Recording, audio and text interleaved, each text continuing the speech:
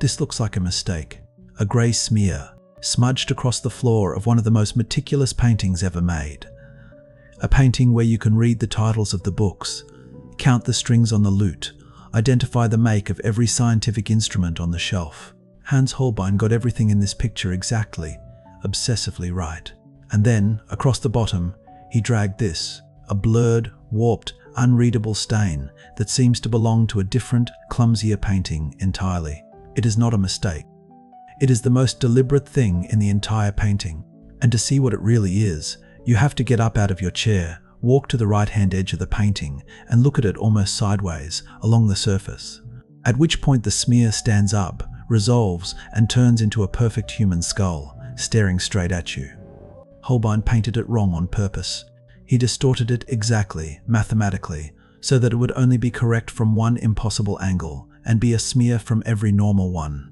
And once you understand why a genius would deliberately paint something wrong, you start seeing it everywhere. Because the truth that art history rarely tells you plainly is this: for most of the last 2,000 years, the greatest painters alive were painting things wrong on purpose, constantly, deliberately, and for reasons far more interesting than getting it right.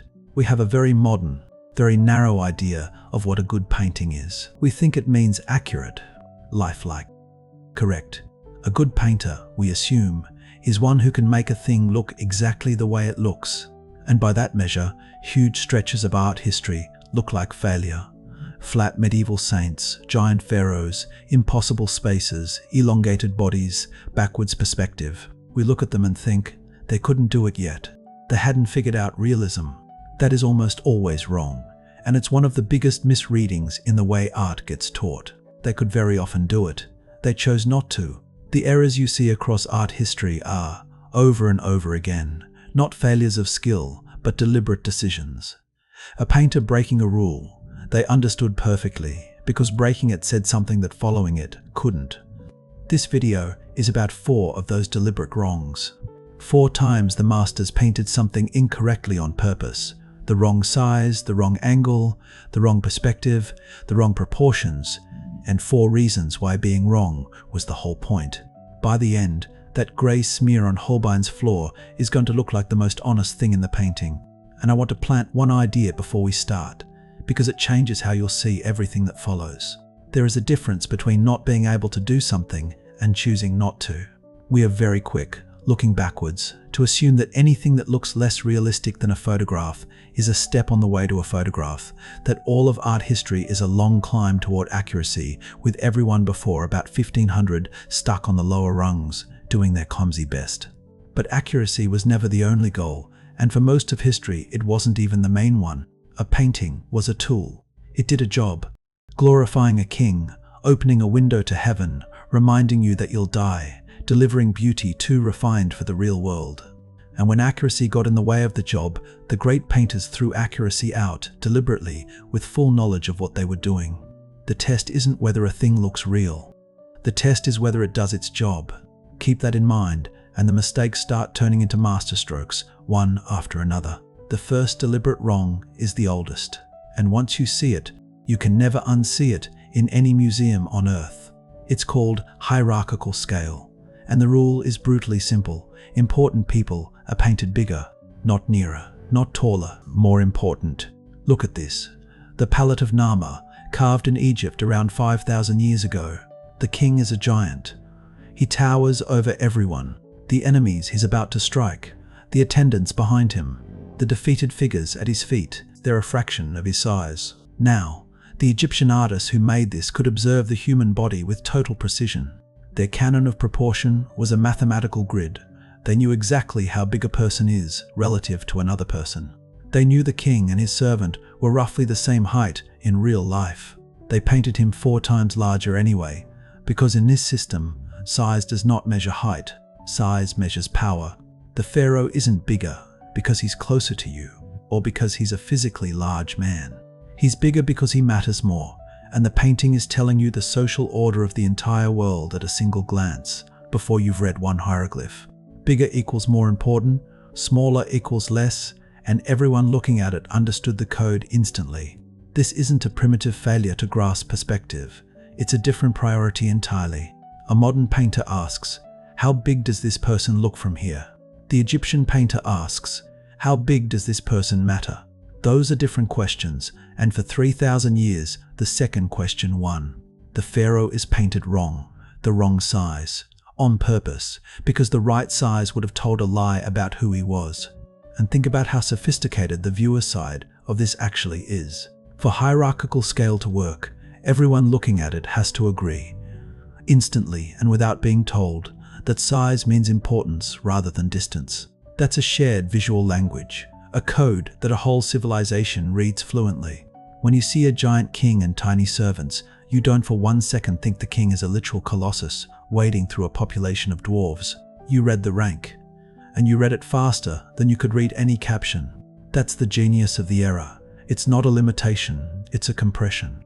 An entire political and cosmic hierarchy delivered to the eye in a single glance, in a form that a farmer and a priest and a child could all decode alike. Realistic scale can't do that. Realistic scale just tells you where people are standing. Hierarchical scale tells you what they're worth. And here's the quiet proof that it was always a choice and never a limit. The same artists, in the same tomb, on the same wall, painted animals, plants, ripples of water and stalks of wheat with tender, precise, observed naturalism. They could clearly see and render the real world beautifully when they wanted to. They rendered a duck accurately and a king symbolically, side by side, on purpose, because the duck's job was to be a duck and the king's job was to be power itself. The wrong size wasn't the edge of their ability. It was a dial they turned exactly where they wanted it, and it didn't die with Egypt. Jump forward thousands of years to Christian Europe, and the exact same deliberate wrong is running the show. In a Byzantine mosaic or a medieval altarpiece, Christ or the Virgin sits at the center, enormous, while the saints shrink beside them, and the human being who paid for the painting. The donor, kneeling in the corner, is often painted tiny, sometimes doll-sized, dwarfed by the holy figures he commissioned. Greek and Roman art had moved toward naturalism. Painters absolutely knew how to make figures the right relative size. Medieval Christian art deliberately walked away from that, back to sizing figures by importance, because it was painting a spiritual hierarchy, not a physical scene. In the eyes of God, the saint is not the same size as the sinner. The painting shows you the truth of the soul, not the truth of the eye. To paint everyone the correct human size would have been, in that worldview, the real lie. So the first great deliberate wrong is scale, and its reason is meaning. Size carries information that accuracy would erase. Hold on to that, because every wrong in this video works the same way. The error is a message, and correcting it would delete the message. And before we leave it, notice how long this error survived, because that tells you it was never a phase to be grown out of. Hierarchical scale runs from the first Egyptian dynasties, through Mesopotamia, through Byzantium, through 1,000 years of medieval European painting, right up to the edge of the Renaissance. That's not a mistake, persisting out of ignorance for 3,000 or 4,000 years. Nothing survives that long by accident. It survived because it worked. Because sizing figures by importance is an astonishingly efficient, universally legible way to show an audience what a scene means before they've understood a single other thing about it. It only ends when the whole purpose of painting shifts in the Renaissance from showing the order of the cosmos to showing the appearance of the world. And even then it doesn't really die. It just goes underground into every advertisement where the product is bigger than it could ever be, every movie poster where the star's head dwarfs the crowd. We still size things by importance. We just stop noticing we do it. In a lot of Byzantine and Russian icons, the perspective is backwards. In normal linear perspective, the kind the Renaissance codified, parallel lines converge as they go away from you, meeting at a vanishing point on the horizon, railway tracks narrowing into the distance. But in these icons, look at a table, a footstool, a throne, a building. The lines often diverge. They get wider as they recede. The far edge of a table is longer than the near edge. It's as if the vanishing point isn't in the distance behind the painting. It's in front of it, out where you're standing. People call this reverse perspective or inverse perspective. Some scholars argue this was a fully conscious choice, that icon painters deliberately reverse space so the holy scene would seem to open outward and embrace the worshipper, making the viewer the vanishing point, drawing them into a sacred reality where the ordinary rules of earthly space don't apply. The icon, in this reading, isn't a window you look through, it's a presence that looks back out at you. Other scholars push back hard, and they have a fair point. The earliest icon painters worked before linear perspective was ever systematized, so calling what they did a deliberate reversal of a system that didn't exist yet may be reading intention backwards. That's why some prefer the plainer term, Byzantine perspective. But here's what isn't in dispute. When the Renaissance arrived with mathematically perfect perspective, the icon tradition had every chance to adopt it, and largely refused for centuries. That refusal, at least, was a choice. Even after they knew how to make space recede correctly, icon painters kept making it behave in a way that served the sacred over the accurate. Whether the first ones did it knowingly or not, the tradition kept doing it on purpose. Accuracy was available. They declined it, because a heavenly scene, they felt, should not obey the geometry of a street. And there's a genuinely profound idea buried in that refusal, whether or not the earliest painters could have articulated it. Linear perspective, the Renaissance kind, is built on a single, fixed viewpoint. It assumes one eye, in one spot, at one moment, looking out at a world that arranges itself around that single position. It is, quite literally, a way of putting the individual human viewer at the center of reality, the point from which all space is measured. That's a fittingly Renaissance idea, the age that rediscovered the individual. But an icon isn't trying to show you the world from your position. It's trying to show you a realm where your position doesn't matter, where a single mortal viewpoint isn't the measure of anything, where the divine is not arranged for your convenience. Space that opens outward toward you, rather than shrinking away to a vanishing point that belongs to you, quietly refuses to make you the center. If that was the intention, and for the later painters who kept it up after perspective existed, it plausibly was, then it's one of the most sophisticated errors ever committed, a whole theology of humility encoded in the way a table is drawn. Either way, the lesson holds. A tradition that could have made space correct chose, for centuries, to make it meaningful instead. The wrong perspective wasn't a rung they hadn't reached. It was a rung they saw, and deliberately stepped off because the view from the correct one pointed at the wrong god, the self. Which brings us back to Holbein, and the most spectacular deliberate wrong of them all. Now you know the smear's secret. Look at the whole painting. Two young men at the height of their power, a French ambassador, a bishop, surrounded by everything the Renaissance was proud of. Globes, sundials, mathematical instruments, musical instruments, books of learning. Wealth, knowledge, ambition, youth, all rendered with breathtaking correctness. And then, laid across the floor in front of it all, painted deliberately, precisely wrong, a skull, warped by a technique called anamorphosis. A controlled, mathematical distortion, so that the image is only correct from one oblique angle and a meaningless smear from the front, where you naturally stand to admire the two proud men. Think about how sophisticated the wrongness is. This is harder than painting the skull correctly. Holbein had to understand perspective so completely that he could run it in reverse, calculating exactly how to deform a skull so that it would undeform from precisely one viewpoint. Getting it this wrong required more skill than getting it right, and the meaning is perfect and merciless. You walk up to the painting to admire two powerful men and their glittering possessions, and to see the skull, the reminder of death that undoes all of it.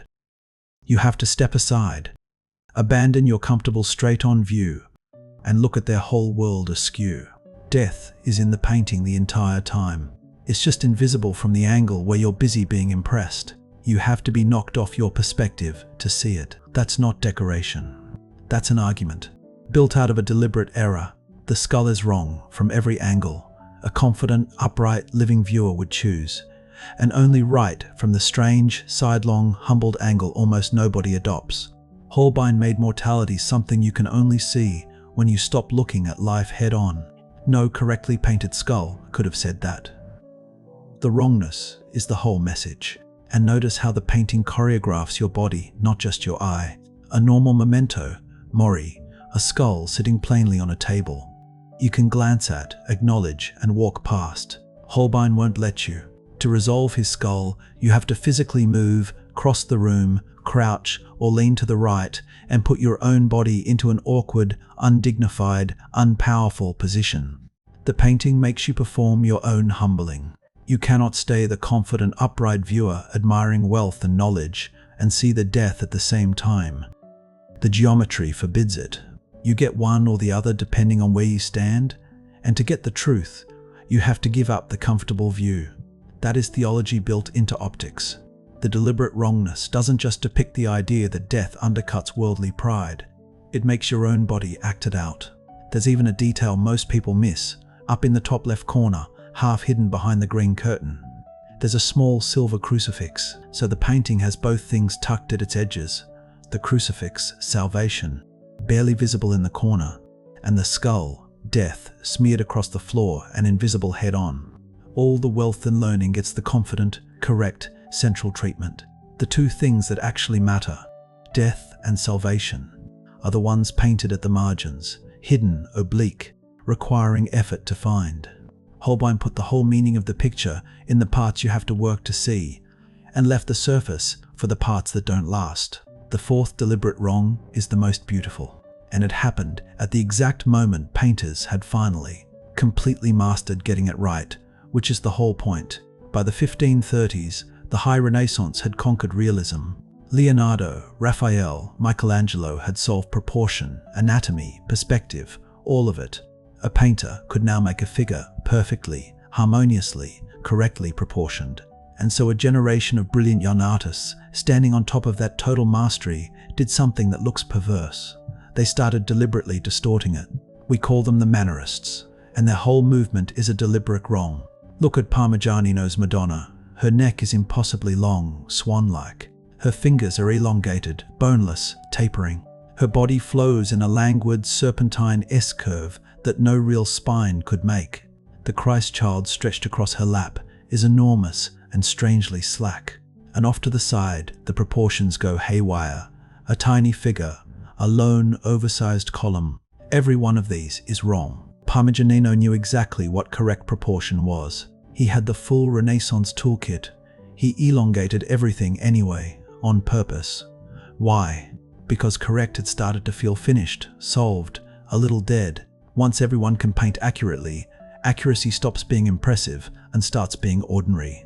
So the Mannerists chased a different quality: grace, elegance, sophistication, an artificial and self-aware beauty that deliberately exceeds nature. The long neck isn't an anatomical error. It's a swan's neck, a column, a note of impossible elegance. They were saying, anyone can now show you how a body looks. We're going to show you something more refined than a real body. A body as pure style. It's the first time in this story that painters get things wrong, not for meaning or for God, but for beauty itself. Wrong as an aesthetic. Wrong because right had become boring. This is a genuinely radical moment, and it's worth naming what it really is. It's the birth of style as its own subject. For most of history, a painting pointed at something outside itself, a king, a god, a death. The Mannerists turned the painting to point, partly, at its own making, at the sheer refinement of the hand that made it. When Parmigianino stretches that neck, part of what he's depicting is his own sophistication, his knowingness, his membership in an elite that finds mere accuracy a little vulgar. The distortion is a signature of intelligence. You're meant to notice that it's wrong, to know that he knew it was wrong, and to understand that the wrongness is a shared joke between sophisticated people who are all bored of correctness. 400 years later, that instinct, break the rule visibly, so the audience knows you've transcended it, becomes the entire engine of modern art. Picasso putting both eyes on one side of a face is Parmigianino's long neck grown up. The deliberate wrong stopped being a tool and became a value in itself, and the greatest of these deliberate distorters takes it furthest of all. El Greco stretches his figures like flames, impossibly tall, thin, rising, their bodies elongated far past anything human. For a long time people tried to explain this away as a defect. Maybe El Greco had an eye condition, astigmatism, that made him see things stretched. That theory is dead, and the reason it's dead is beautiful. Because in the very same painting, El Greco often puts perfectly normal, correctly proportioned figures right next to the stretched ones. In the burial of the Count of Orgaz, the earthly mourners at the bottom are natural. The heavenly figures above are elongated into candle flames. If it were his eyes, everything would be stretched. It isn't. He stretched the figures he chose to stretch. The distortion is a deliberate spiritual signal. The closer to heaven, the further from earthly proportion. The stretching is where the divine begins. He painted the wrong proportions exactly where he wanted the viewer to feel the body leaving the ground, which quietly demolishes the whole "they couldn't do it yet" story. El Greco could paint a normal body. There's one 3 feet away in the same frame. He painted the wrong one on purpose, right beside the right one, so you could feel the difference between earth and heaven in the very stretch of a limb. And that side by side is the single most useful thing to remember out of this entire video, because it's a controlled experiment sitting right there on the wall. Same painter, same painting, same day, same brush, normal proportions at the bottom, wild elongation at the top, and the only variable that changed is what the figure means. Earthly mourner, correct. Heavenly soul, stretched. There is no eye condition, no lack of skill, no failure of the age that can produce that pattern. Only a decision can. El Greco left us the proof, in one frame, that the distortion was a choice. And once you accept that about him, you have to extend the same generosity backwards to all of them. To the pharaoh's size, to the icon's space, to Holbein's skull, to Parmigianino's neck. If El Greco was choosing, they probably were too. So, the detail every master painted wrong on purpose. What is it really? It's the moment a painter who could get it right decides that getting it right would tell a lie. The Egyptian made the king the wrong size because the right size would have hidden his power. The icon painters let space run backwards because correct space belonged to the street, not to heaven. Holbein warped a skull into a smear because a skull you could see head-on wouldn't ambush you the way death actually does. Parmigianino and El Greco stretched the human body past the possible because the possible had stopped being enough to carry grace or God. Every one of them had the skill to be accurate.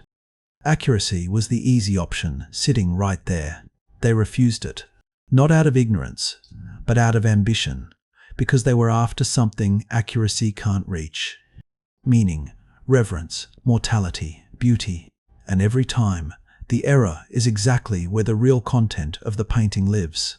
If you corrected any of these, shrank the pharaoh, fixed the perspective, unwarped the skull, gave the Madonna a normal neck, you wouldn't be improving the painting.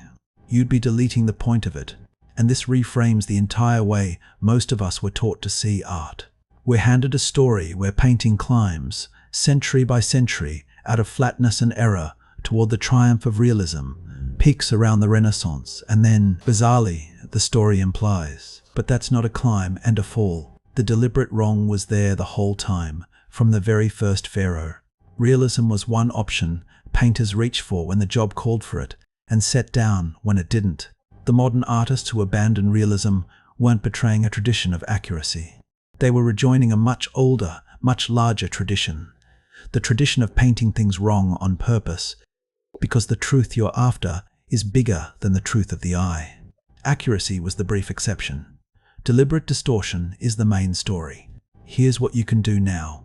In any gallery, for the rest of your life, when you find yourself standing in front of an old painting thinking that looks wrong, the proportions are off, the space is strange, that figure's the wrong size. Stop. Don't assume the painter failed. Ask the better question, what if they did that on purpose? What would this wrongness be trying to tell me? Because the flat medieval saints, the giant kings, the backward rooms, the stretched bodies, they are not rough drafts on the road to photography. They are precise decisions by people who knew exactly what they were doing and wanted something photography could never give them. Here's what you can do now. In any gallery, for the rest of your life. When you find yourself standing in front of an old painting thinking that looks wrong, the proportions are off, the space is strange, that figure's the wrong size. Stop. Don't assume the painter failed. Ask the better question, what if they did that on purpose? What would this wrongness be trying to tell me? Because the flat medieval saints, the giant kings, the backward rooms, the stretched bodies, they are not rough drafts on the road to photography. They are precise decisions by people who knew exactly what they were doing and wanted something photography could never give them. The smear on Holbein's floor isn't damage. It's the most honest thing in the room. A genius telling you, in a language of deliberate error, that everything you're admiring is going to die. He just made you walk around the painting to hear it. Every master in this video did some version of the same thing. The wrongness was never a failure. It was the message. You just had to learn to read it. And maybe that's the real gift these painters left us. Not the skill to make things look right, which cameras took over 2 centuries ago, but the far rarer nerve to make something look wrong when wrong is what the truth requires. A machine can copy the world exactly. Only a person can decide that the exact copy would lie, and choose the honest distortion instead. Every deliberate error in this video is a fingerprint of that decision. A moment where a human being with total command of the rules looked at the correct answer and said, "No, the truth is stranger than that. The pharaoh really is bigger than other men, in the only way that mattered to them. Heaven really doesn't obey the geometry of a street. Death really is invisible until it isn't. Grace really does exceed the body." They painted those truths the only way they could be painted, wrong on purpose and more honest for it.